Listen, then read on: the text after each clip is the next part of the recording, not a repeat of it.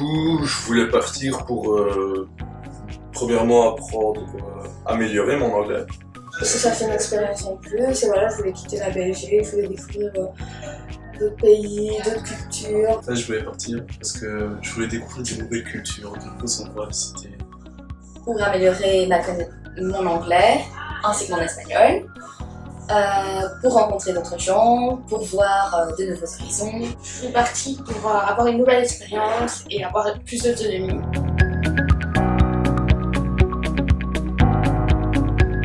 En Estonie, on avait des activités chaque jour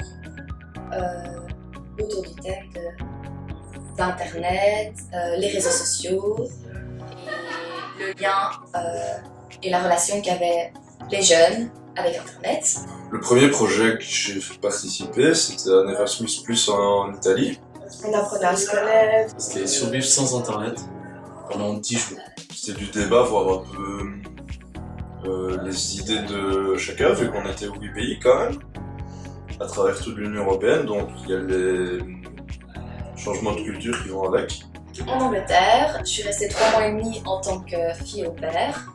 Sur place, on a visité un peu, puis on a renouvelé un hall d'immeuble et on a vendu chez Emmaüs, qui est comme les petits riens ici.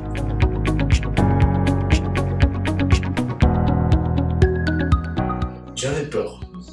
Clairement, j'avais peur des gens qui seraient là-bas parce que c'est des nouvelles personnes, des nouvelles cultures. Je me sentais stressée parce que je savais pas où j'allais. Stressée parce que je savais parler en anglais et je savais pas du tout parler en anglais.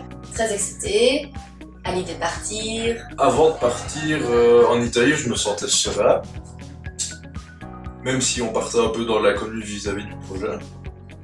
Mais je me sentais assez bien qu'on était accompagnés.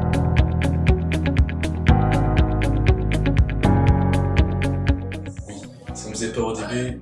En soi, non. Partir seul ne me fait pas peur. J'avais juste un peu d'appréhension au sujet des voyages, notamment pour aller en Islande avec l'escale et tout ça.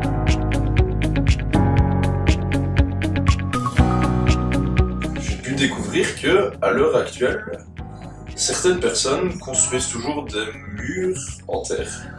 Pas en terre cuite, juste en terre, des blocs de terre comme ça découpés dans les champs. En Angleterre, j'ai découvert plein de villes différentes. J'ai Londres, Leicester, Stafford, Brixton. J'ai découvert la culture, des nouvelles personnes, des nouvelles connaissances, des nouveaux amis, des personnes qui voulaient me connaître moi.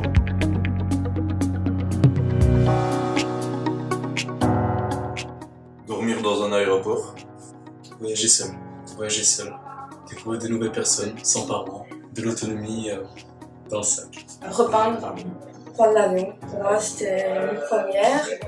Et j'ai super aimé quoi, prendre l'avion.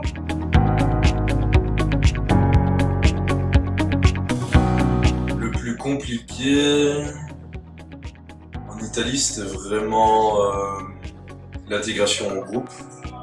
Parce que de base, j'ai assez du mal. Il y avait un peu de racisme. Et justement, pour moi, ça a été vraiment compliqué de m'adapter à ces personnes. Bien sûr, le racisme était toujours présent.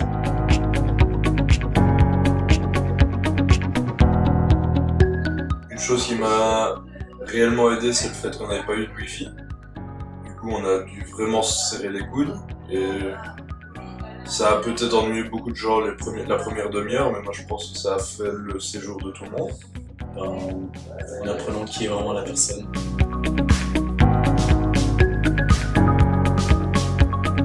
Oui, c'est sûr. Évidemment.